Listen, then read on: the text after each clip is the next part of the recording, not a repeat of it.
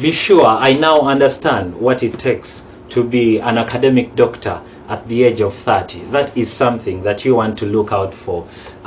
We are joined, like I told you, by Miss Sibo Jennifer. She is Public Relations Officer of Kyambogo University. Now, the chair that she is occupying right now is the chair of the person that was meant to speak for the university, just like Dr. Ojambo did make a disclaimer. You are very welcome, Madam Jennifer. Thank you. Now, a quick one. We have graduation coming through next month, and we have had it. We need to hear it from the horse's mouth. Shall we have a graduation? Shall it be virtual? And how virtual will it be? Thank you so much, viewers. As Dr. Ojambo told you, we are ready for the virtual graduation. We became ready yesterday. This virtual graduation is the very first time we are going to hold a virtual graduation in Kyambogo University. It is our first time, and we are expecting to graduate 8,000 students that will have satisfied the examiners and will be qualifying for graduation. The dates of the graduation, we have 21st, 22nd, and 23rd of September 2021. On 21st, it will be a Tuesday. We are going to have a graduate school. We are going to have faculty of special needs and rehabilitation. And then we are going to have School of Management and Entrepreneurship. And they will, the first two faculties will be in the morning from 9 to 11. Then we shall take a break. Then we shall again start from 12 noon to 2 p.m. for the School of Management and Entrepreneurship. That is going to be on Tuesday of 21st. So it shows that we are ready. And then on the 22nd, we shall have Faculty of Arts and Social Sciences from 9 to 11 a.m. And then from 12 noon to 2 p.m., we are going to have Faculty of Vocational Studies. And on Thursday, 23rd September 2021, in the morning we are going to have Faculty of Education from 9 to 11, and the Faculty of Science from 9 to 11. Then finally we shall have Faculty of Engineering. Those are the graduation dates. They have been set. We are ready, and students are clearing. We expect them to have finished clearing by that time, and we call upon students to ensure to go and clear. This time it is not actually walking to campus. We are clearing online. Open our website, you'll find there the clearing link, and then you will be able to clear and then pay fees, graduation fee. The graduation fee is 100,000. Then we have the convocation fee, we have the certificate fee, and we have the transcript fee. You pay that money, then you clear, and then you wait for the day. At that very point, I've had a student complain that the graduation is virtual. Why the graduation fees, and why 100,000 in the first place? You see, when even if it is virtual, it still remains that you are going to, there are so many things that have to be got. You still have to get your graduation, the color for your graduation, the graduation gown. You will still have to get your transcript. You'll still have to get your certificate, and you'll still have to subscribe as a convocation or an alumnus of Kyambogo University. Okay, let me bring in Dr. John here. Doctor, people are clearing. Now she has mentioned that they are doing so online. How best can they do that? How best can they meet these requirements online without coming to the university physically? Yes, thank you very much. Maybe just to pick from where, as he had said, you see, for us to be able to then broadcast and enable the students to attend the graduation virtually, there are costs associated with it. Because we are going to integrate it with their TVs, we are going to integrate it with the other platforms. We have to create these platforms to enable them to be convenient where they are and participate interactively with the graduation. You're all aware about that. So that's part of the costing. But yes, we are because of the trying to observe the SOPs. We enabled the students to be able to register online. So we created a platform for them to register. Unlike those days where they have to come to the university line and so on, this time around we created a platform for them to register online. So using the list, the information they brought for us, Kyambogo payment processes, everything has been online. The system we're talking about, they have been all online. So now if I have your information, I can be able to clear you. If I find that maybe you have something to be cleared, I send you, because you provided your information in terms of phone, email, I give you feedback. On our website, we've created a platform called a chatbot. If you have an issue, I can go back to you and communicate. So the interactive platforms we put in place to be able to interact with our students online. So the whole thing is we want to avoid 7,000 students who are going to graduate to come to the university. That's a big number. What happens to those that are in the villages with very terrible network without gadgets? We earlier acknowledged that we had issues with the online classes because of network and then gadgets. So what happens to the clearing process to those that can't have these? Let me put it this. You see, previously, when the students come to clear, they will take the trouble to travel to Kyambogo. You know what it means? A lot of costs involved. Transport from, if I'm from Arua, I'm coming to Kampala. I have to pay close to 100,000+ to come here, to clear and so on. What if out of that I used only 20,000 to go to a nearby trading center and get where there's internet connectivity? Is that not more convenient than traveling from wherever I am to come to Kampala? Yeah, that I can attest that is more economic. It's more economical. So whatever the way it is, it's much better. Okay. Talk to us. The university has been in the media. 2,900 students have lost information, claiming ex-staff did clear that information off the university website. Is that true? And if so, don't you have a backup for your information system? First of all, I want to put it in perspective that indeed it is true that we had a cyber attack on our network infrastructure and systems, where a number of services were disrupted. This included our internet, our website, as you said, our e-campus system, as you put it, and of course this disruption took place. And I can put it to that it affected some of the operations of the university and even the data that is contained in the systems. Right now, as I speak, the police is doing their work. They are doing the investigation. We report it to police, and we don't want to comment more about that as police is doing its investigation. Because our ex-staff know that one, I don't, because it can be another person. I don't want to accuse somebody that is doing this until the police... Just for clarity, acknowledging, yes, there's a cyber attack. Yes. Did you identify the person that did the attack? No. And if so, has action been taken? My responsibility is to say, okay, there's an offense that has taken place here. I report it to police, and then police does what? If they are suspects and so on, it's okay, because I can be a suspect myself. Somebody else can be a suspect, okay? So it is the police to establish the fact about the suspects. There could be indicators, it is you. You get? Okay. So, based on that, the second question now is, was really this 2009 data deleted? You know, our systems affected. There was data in these systems, right? But, as Dr. Jambo said, we maintain backups, okay? So there is nothing like that data is lost and so on. We always keep backups, and the backups of this information is there, and we are working and operating normally. As Jambo says, yes, because of some few challenges here and there, we are adopting a new system. Just like any other system that you bring new, there will be some few hiccups here and there.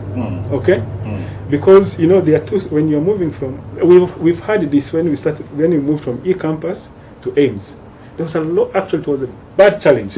We had so much challenge when we were transiting from e-campus to Ames. Now we're moving to another system which we created jointly with a team in Makerere and so on. Give me a rating for that progress. How far are you? In terms of moving? Yes. We are about 98%. 98%? Yes. Okay, let me bring in Jennifer here. You speak for the university. I am very eager. I read an article where the Vice Chancellor came out to comment about that saga. Let me know, what is Kyambogo University's stand in regards to the cyber attack and the alleged ex-staff? As Dr. Konze has told you, this is an issue that already police has taken up. And thereafter, as it stops there with Kyambogo University, we are letting we are letting police do its work, and then they will give us a report after they have investigated enough. Okay. Yes. At least I can't fail to ask you about students that have retakes, but expecting that a virtual graduation will have them graduated. How possible? Students with retakes, they are going to be handled as it has been. Usually when a student has a retake, they offer it when they come and redo it when next offered.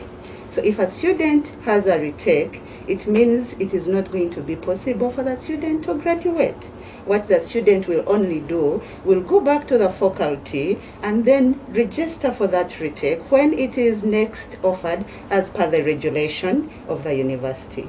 What is entailed in their clearing process? What are they supposed to clear? Yes, we understand they're supposed to do that virtually, but what are they supposed to clear, and what is entailed? And what befalls he or she that does not clear by graduation date? Maybe to first answer the last question, we are hopeful that by the time the graduation dates come, every student who has satisfied the examiner and is ready or qualifies for graduation will have finished clearing. As Dr. Konzi has told you, this is online. It does not involve you to come to campus, and therefore it's easy for even all the 7,000 students to clear on the same day. The system allows that. It does not jam that maybe when 7 students click and submit the form, it's going to the network is going to fail. No. So if a student is qualified for the graduation, is going to clear, and we expect by 21st every student will have cleared. By 21st. By 21st of September. And what could you kindly let them know, what are they clearing?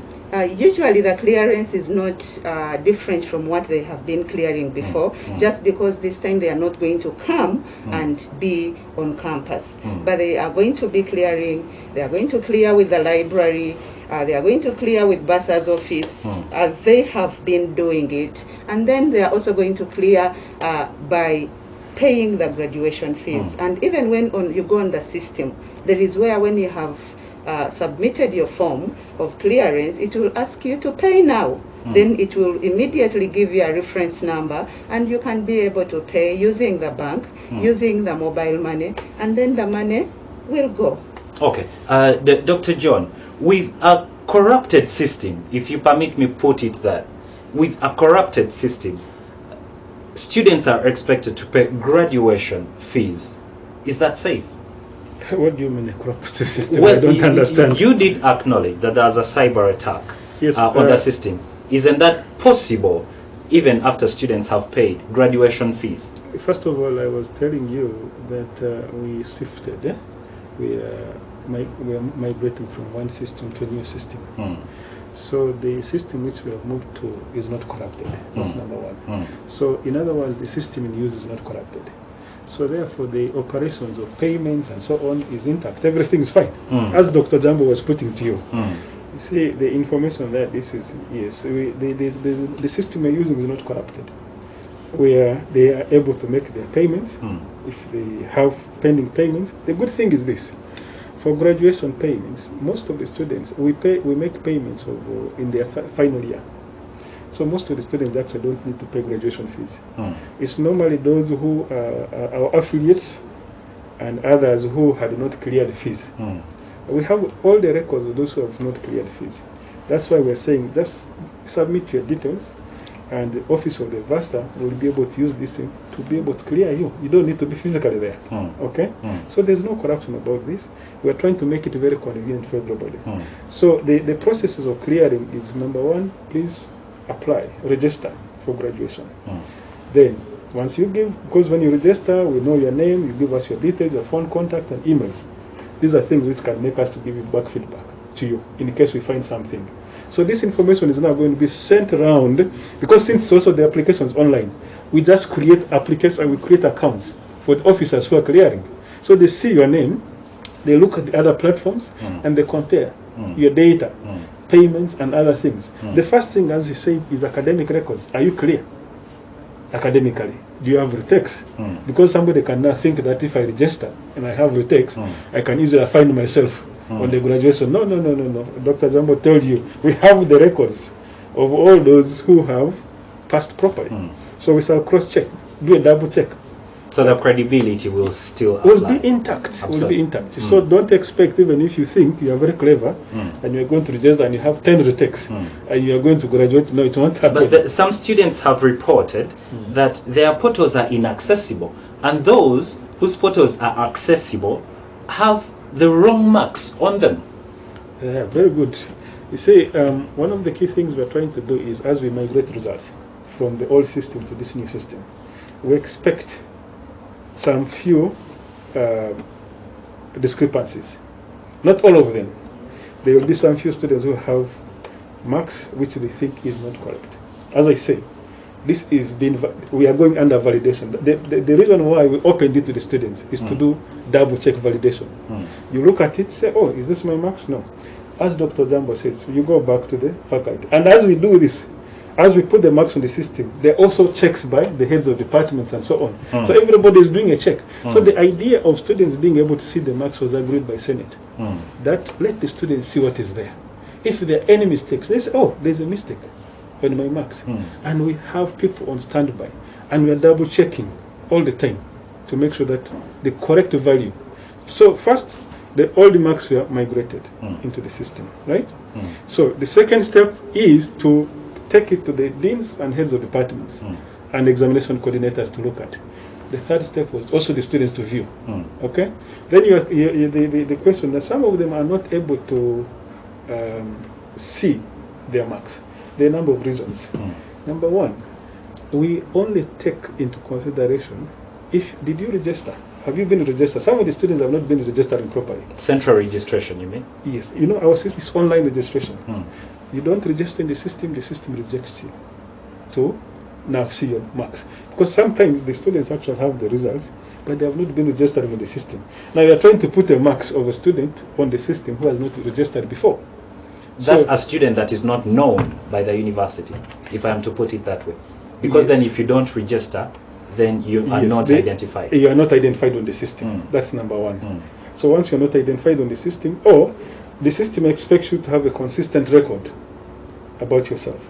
So you find that it's saying, you're not there. So the thing is, you have to come, and we say, once you complain, because we have, I said there are so many platforms where we are seeing the reasons. So the number of reasons, it's a case by case, not a general thing. So what could such a student do in these times? Do they still have an opportunity to have themselves registered and probably access their system? Yes, that's what we're doing.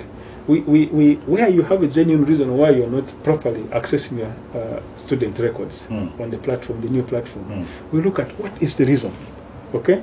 So some of them are not able to log on this because they had put wrong email addresses, wrong phone numbers, and so on. So once you have a wrong email address on the system, you know, sometimes when they're just applying, what they do is you put an email and then you put a sign just to deceive the system that you have what? An email. But right now, the system is checking for a valid email, an active and valid email address, which doesn't exist.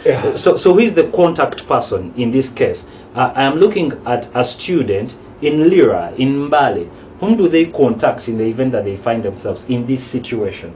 Yet they have a graduation next month. Importantly, that we have, as I told you, we have a chatbot on the website. That's number one. Then we have a number of student forums. By the way, the WhatsApp groups, Telegram groups. We have the Facebook, Kyambogo based Facebook and so on. Of course, Facebook has a problem right now. But there are so many platforms that are put in place online to enable the students to communicate. And I have a team of 15 staff members, ICT. Then we have at the departments all waiting to check into the students' issues. So once they report, we say, and they actually get surprised that if you go to the website right now and try to use the chatbot, you find somebody is responding to you. Whether at midnight, whatever, you find the staff member is responding to you. So they certainly have all the measures. There is a Google form. In case you have a problem, when you go to our website, the student will find a Google form. You fill your complaints. The ICT team, even yesterday I was with them, they are not seated. They will immediately get your complaint form, submit it to the faculty immediately to the faculty admin, and they will handle your complaint immediately. And then also that chatbot doctor is talking about, it responds immediately. There is someone attending to it. Yes. You speak your name, your faculty, your registration number, they fill in, they see what the problem is, they share with the faculty admin. Immediately the mess is sorted immediately. Okay, I see our time is running up, but this very last one, Jennifer, I graduated a couple of years ago, and the excitement of being there physically is amazing. Now this time round, not so many of the students will have that opportunity. Who are the lucky ones that will have to show up physically? Thank you, Simeo. We have on the graduation venue, we are going to have 60 guests. These 60 invited guests include the students who are going to be present. And these students who are going to be present on the graduation venue are the PhD and master's students only. As of now, unless if Senate decides that we add the first class. But by the time Senate started, they saw the first class were very many. They could not all fit on in the 60 guests that were supposed to be invited for this virtual graduation. But as Dr. Ujambo told you, the President of the Republic of Uganda is going to be the chief guest. He has confirmed his attendance. The Minister of Education and Sports, also First Lady, Honorable Janet Kataha Museveni, is going to be present. We have our Chancellor, who is also going to preside over the graduation. And also, we want to encourage our students. I wish we could bring you, but this is not the time that we should be the ones to spread the pandemic. Okay. I'm very afraid our time is up. I'm going to allow just a second to each of you to give your closing remarks. Doctor. Yes, thank you very much. I want to really thank the viewers and your TV for inviting us here. It has been very wonderful, and of course clearing some of these doubts and air about what is happening in the university. But I want to make an assurance, like my colleague did. We should not get worried. We are going to make sure the students graduate. We are having systems that are being stabilized, and everything will be okay. All right. So parents, students, be assured that you will graduate, and we're moving in the right direction. Okay. Jenny, thank you. Thank you, our host. Thank you, our viewers, for being with us for this hour. And this message goes to our students who are going to be graduating, that the graduation is going to be on. We just encourage you that it will be live on TV, and it will also be live on our Facebook and social media pages. It's going to be live on our website. Please be prepared. Wear that gown on your day when the faculty is graduating. Be with your parents. The way you have been celebrating and praising God, do the same way as if it was physical. The graduation is on. Now, if you were on your way to see a doctor because of a high blood pressure arising from you thinking you will not graduate next year at Kyambogo, you don't need to, because we have just gotten clarity that there certainly will be a graduation next month, effective the 21st. And if you meet the requirements, then you need to think of buying that gown and probably having that goat or cow that you have been keeping for a very long time slaughtered to that achievement. How about I say good morning, because Volume Up ends now. Until I catch you next week on Monday, this flight touches base right now. My name is Simeo. A very good morning to you.